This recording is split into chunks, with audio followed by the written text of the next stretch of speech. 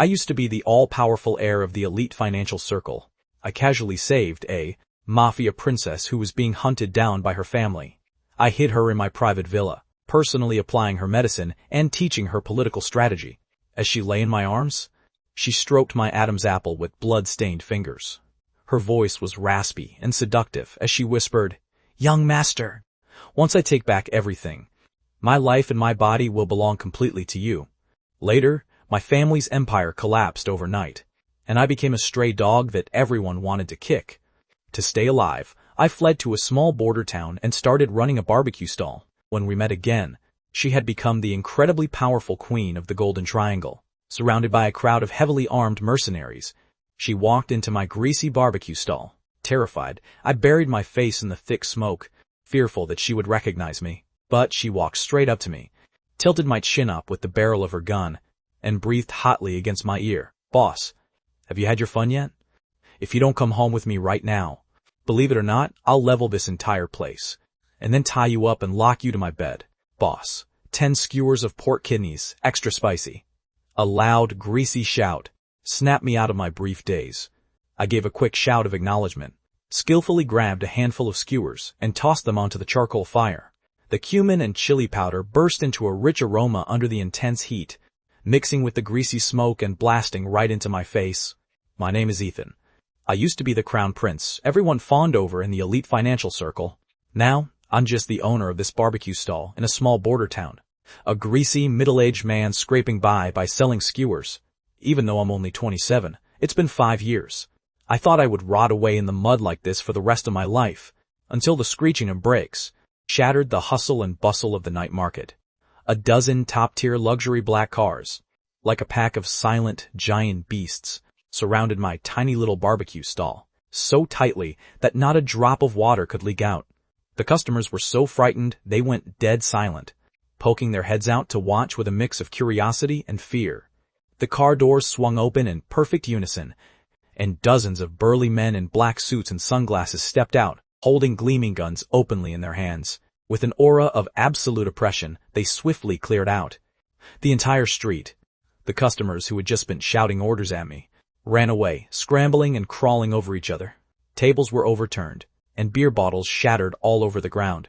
I froze on the spot, still clutching a handful of uncooked meat skewers in my hand, my heart pounding so violently in my chest that it felt like it would burst out of my throat.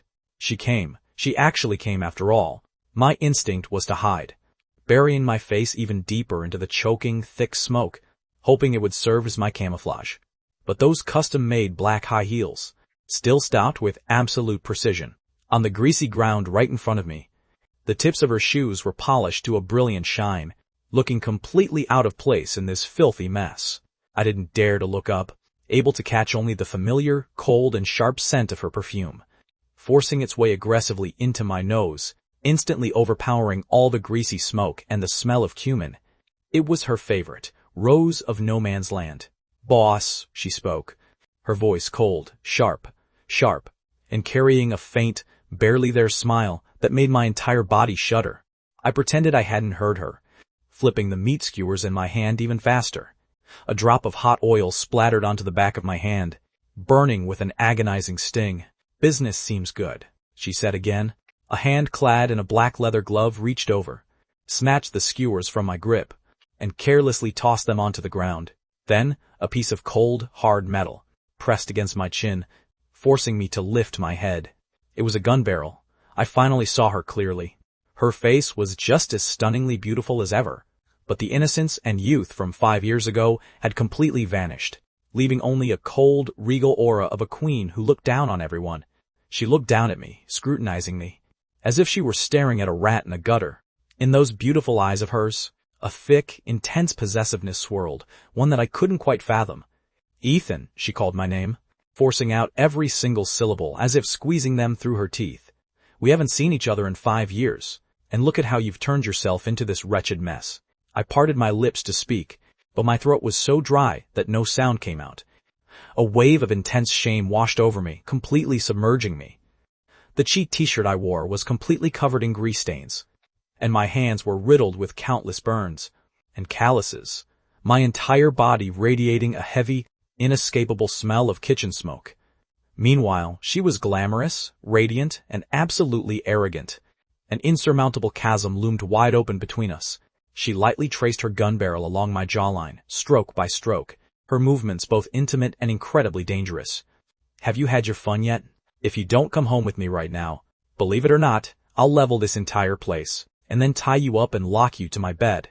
Her words caused my face to instantly flush crimson, a mix of burning humiliation and raw embarrassment. Around us, her heavily armed bodyguards watched everything unfold with entirely blank expressions. I felt exactly like a clown who had been stripped completely naked in public. Scarlet, I forced her name past my lips with great difficulty. Just let me go, please. She looked as if she had just heard the most ridiculous joke in the world, and let out a low, soft laugh. Let you go? She pulled back her gun, but in the very next second, she suddenly lunged forward, roughly grabbing me by the back of my neck. When you saved me 5 years ago, why didn't you think about letting me go then? Before I could answer, she shoved me forward with a sudden thrust, and commanded the bodyguards beside her, take him. The 2 bodyguards stepped forward immediately, flanking me on both sides and hoisting me up like a helpless chick. I thrashed against their grit for a brief second, but they pinned me down so tightly that I couldn't move an inch. And just like that, I was thrown into the back of a Rolls-Royce in the most humiliating manner imaginable. The door of the Phantom slammed shut, cutting off the entire outside world. The interior of the car was scented with expensive agarwood, which clashed violently, with the heavy stench of grease and smoke clinging to my clothes. Scarlet sat directly across from me, elegantly crossing her legs, as she stared at me coldly. A deathly silence filled the car. I stared down at my hands, which were entirely covered in thick calluses and painful burn scars. Ashamed and deeply self-conscious, I tried to hide my hands inside my sleeves, but she suddenly leaned forward, reaching out to place her hand over the back of mine. Her hand felt incredibly cold, her skin impossibly smooth. As if I had just been badly burned, I jerked my hand away violently. Scarlet's movements froze instantly. She lifted her head and stared unblinkingly at me, causing the temperature inside the car to seemingly plummet to a freezing point. The car finally pulled up right outside the grand entrance of the most luxurious hotel in the entire city. Escorted by the 2 bodyguards, I was escorted straight up into the penthouse presidential suite. The heavy doors shut tightly behind me, leaving the 2 bodyguards stationed outside like fierce guardian deities. Scarlet removed her tailored blazer, revealing the delicate silk camisole underneath. She sank lazily back into the plush sofa, pouring herself a glass of rich red wine. Then, examining me exactly as if inspecting a piece of property, she looked at me and said, "Go wash yourself clean." She spoke in a sharp, commanding tone, as a brand-new silk bathrobe was tossed right at my feet. Standing right in front of the massive floor-to-ceiling mirror, I stared at the utterly dejected, pathetic, and thoroughly humiliated man looking back at me. It was me, and yet it didn't look like me at all. I had honestly believed that all of my pride had long since been ground down completely by 5 years of scraping by at the very bottom of society. But at this very moment, I finally realized that it had only been buried deep down in the absolute depths of my heart, and Scarlet was digging it back out in the cruelest way possible, viciously trampling it under her feet. It took me a very long time to finish washing up. With every layer of grime I scrubbed off, it felt as though I were peeling away a layer of the camouflage I relied on to survive. When I walked out wearing that completely out-of-place silk bathrobe, Scarlet was standing by the window, holding a wine glass. Hearing the noise, she turned around and walked toward me step by step, her high heels pressed into the carpet, without making a sound, yet each step felt like it was pounding directly on my heart. She came to a stop right in front of me, the crimson wine swirling in her glass, reflecting the dark, unreadable light in her eyes. She reached out with her other hand, resting her icy fingertips against my chest. "It's been 5 years, Ethan." Her voice was very soft, carrying a faint sigh. "Your spine is still just as stiff as ever." My body froze like a block of stone. I didn't dare move, nor did I dare breathe. I didn't know what she was going to do next. Repay a kindness, or seek revenge. Or maybe she just wanted to see her former savior, in his current pathetic state, to satisfy her own twisted pleasure. Scarlet's fingers slid all the way down my chest, stopping right at my abdomen. There was an old scar there, left behind 5 years ago when I covered her escape. "Does it still hurt?" No emotion could be heard in her voice. I didn't answer. but the rigidity of my body gave everything away. She withdrew her hand, turned around and pulled a card out from the coffee table drawer. She slapped it onto the table. It was a black card, the kind with no credit limit. The pin is your birthday. She looked at me, her tone as casual as if she were commenting on the nice weather today. Forget about that pathetic stall of yours. Follow me from now on. The blood instantly rushed to my head. Humiliation, anger, and an indescribable trace of disappointment exploded within my chest. I thought she would at least ask me how I had been doing these past 5 years. But I had forgotten. We were no longer from the same world. In her eyes, my current destitution could probably be easily solved with money.